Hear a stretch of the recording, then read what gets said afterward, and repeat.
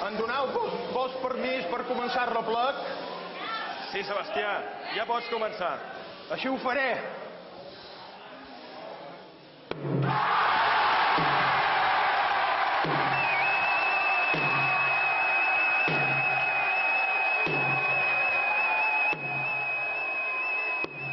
Ho acabeu de veure en directe aquí a IB3, el primer toc de Flabiol, ences la festa de Sant Joan a Ciutadella.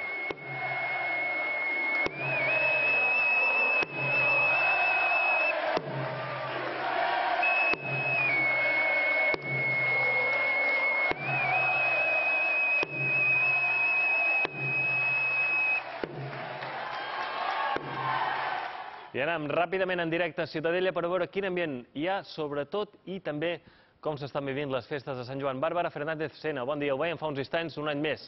El Faviler ha encès la festa dels Sant Joaners.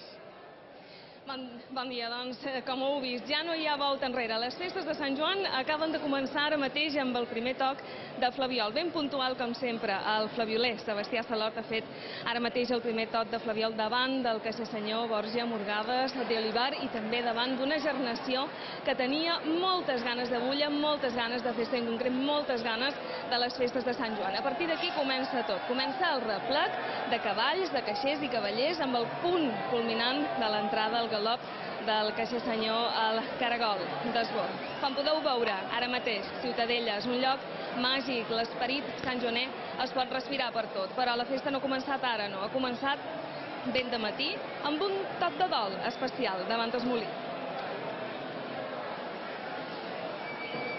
Ciutadella comença dissabte de Sant Joan veient ballar el sol i recupera la tradició del julíver amb un toc de dol davant el molí per recordar els bons moments.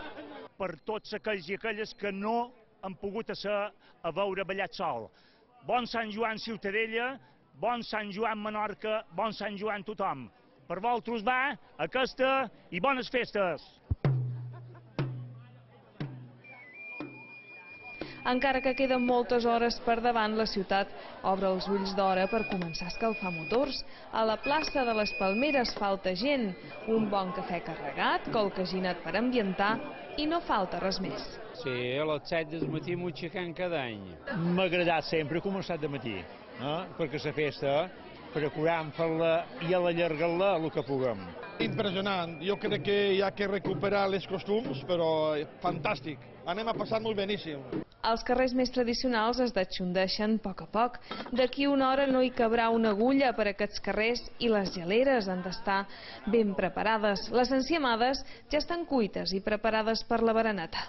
21 de grossa i 3 de petites per fiat. Ara en queden 6 de senceres i una d'encetada.